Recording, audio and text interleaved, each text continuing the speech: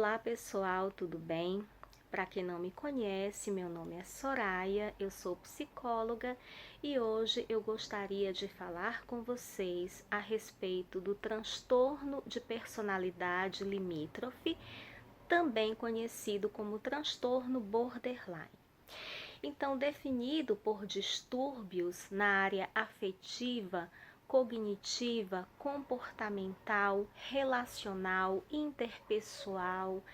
Esse distúrbio, ele acarreta problemas em todas as áreas da vida do indivíduo, sendo caracterizado por oscilações de humor, irritabilidade, acessos de raiva, que são os acessos de fúria, acessos de ira. Eu gostaria de colocar aqui uma questão importante que precisa ser pontuada, é que esses ataques de fúria, esses ataques de ira, eles não são diretamente proporcionais, digamos assim, ao evento eliciador, ao que ocasionou essa raiva. Então, assim, a reação comportamental, a reação emocional é exacerbada com relação ao agente eliciador dessa fúria, ao evento que causou. Além desses acessos de raiva, existe um medo de abandono, de separação, de rejeição, de traição, que são muito comuns entre as pessoas. Mas para quem sofre desse transtorno, isso é muito exagerado, isso é muito caricaturado.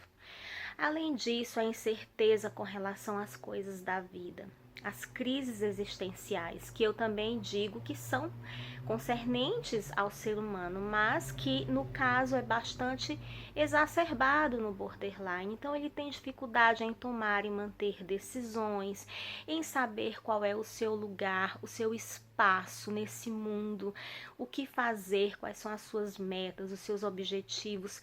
Então eu fico oscilando entre uma coisa e outra. Às vezes a pessoa realmente encontra aquela profissão, mas às vezes fica pensando, eu acho que o que eu gostaria de fazer era outra coisa. Então, além de uma oscilação humoral, oscilação emocional, existe também essa oscilação valorativa, essa oscilação de propósito de vida. Bom, o limiar de frustração é muito baixo, né? Então, assim, a pessoa ela não tem um limiar para receber nãos da vida, ela apresenta muita dificuldade com relação a coisas que não acontecem, as frustrações, as limitações. Existe também um comportamento de manipulação, que é muito presente, né? Principalmente no que tange as relações afetivo-conjugais, bem como também condutas autodestrutivas, são autolesões, automutilações. O borderline se corta, geralmente ele se corta, e isso tem uma função importante no sentido emocional. Por quê?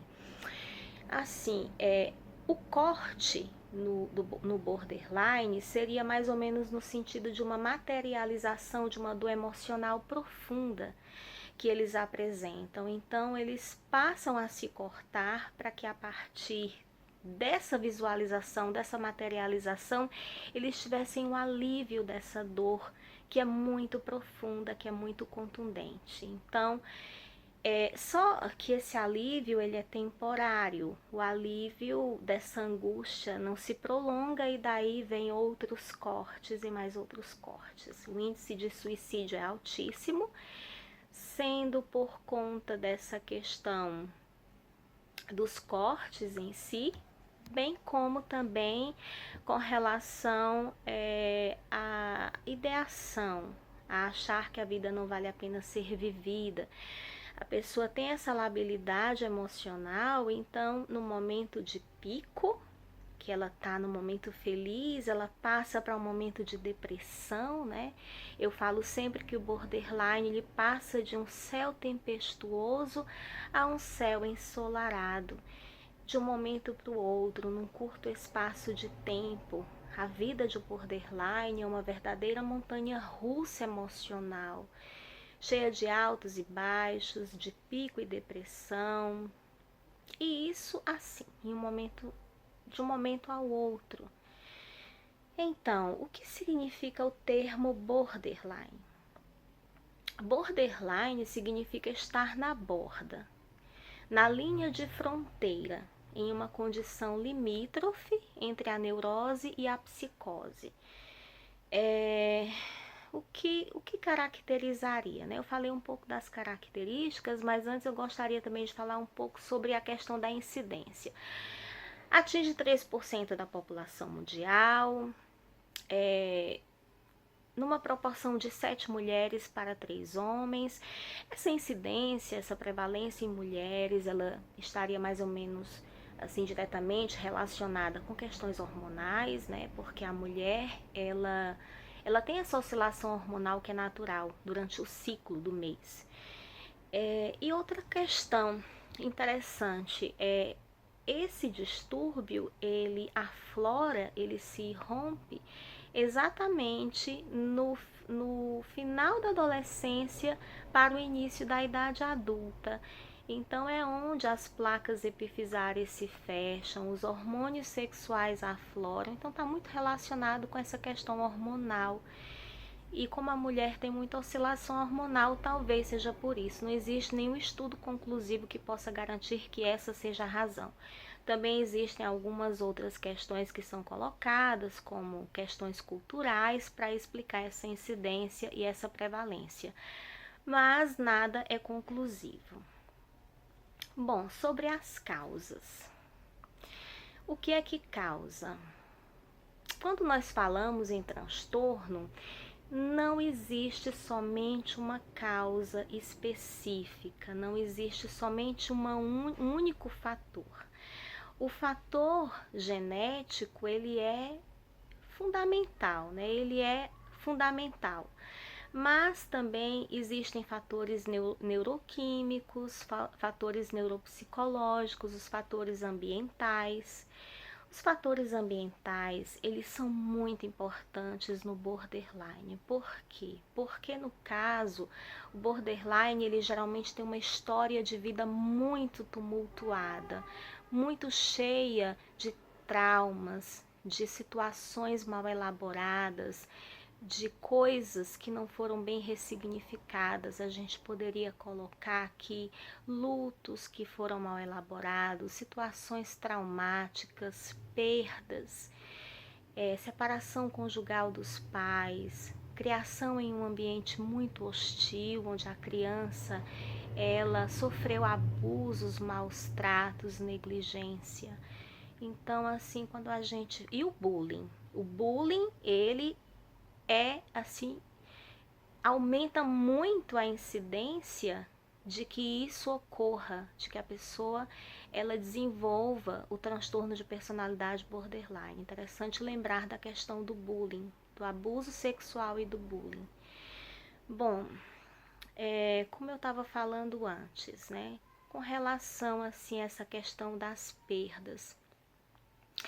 Quando a gente fala de transtorno de personalidade, a gente tem sempre que lembrar que da infância, do processo de infância e das vivências que aconteceram ali e que foram estruturando aquela personalidade, foram sedimentando aquela personalidade, exatamente nesse período em que a criança ela precisava de um equilíbrio para que essa estruturação acontecesse de uma forma saudável.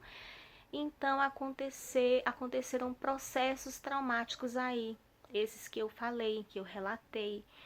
Existe também a questão dos pais. Quando os pais brigam muito dentro de casa, agressões verbais, até mesmo as agressões físicas, a criança se sente muito vulnerável. Então, isso é um alerta também para os pais não brigarem na frente das crianças. E também a questão da separação conjugal, mas entenda a separação conjugal quando é feita de uma forma que a criança não sabe com quem vai ficar, é uma situação muito conflituosa, de muita vulnerabilidade, e nesse processo de estruturação que eu falei aqui.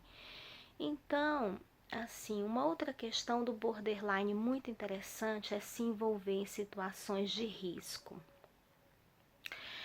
Eu não quero dizer que todas as pessoas que se envolvem em situação de risco, elas são necessariamente borderline. Mas o borderline tem esse perfil de se envolver em situações de risco e, assim, que comprometa de uma forma impulsiva, de uma forma compulsiva a sua integridade física, sua integridade emocional. Então, geralmente, eles se envolvem em jogos patológicos, oniomania, que é as compras compulsivas e excessivas, a nomofobia, que é o uso exagerado do aparelho celular, do smartphone, dos tablets. Essa questão do limite não tem, né? Então, assim, também está muito envolvido com o sexo compulsivo. Então, eles se envolvem em situações várias de risco, né? Tem comportamentos instáveis, impulsivos, descontrolados, geralmente assim caóticos. E no que concerne a relacionamentos conjugais, a relacionamentos afetivo-emocionais, mais especificamente pode ser de namoro, pode ser de cônjuge, a forma dessa pessoa se comportar é também o tudo ou nada. É essa forma de funcionamento dicotômica, tudo ou nada, claro, escuro. Não existe um meio termo, não existe aquelas tonalidades que nós colocamos. Porque na realidade não existem pessoas que são totalmente boas ou totalmente ruins. Existem pessoas com seus aspectos positivos e com seus aspectos negativos. Mas o borderline ele tende à idealização na sua vida de pessoas, de circunstâncias, de situações, de pessoas ideais.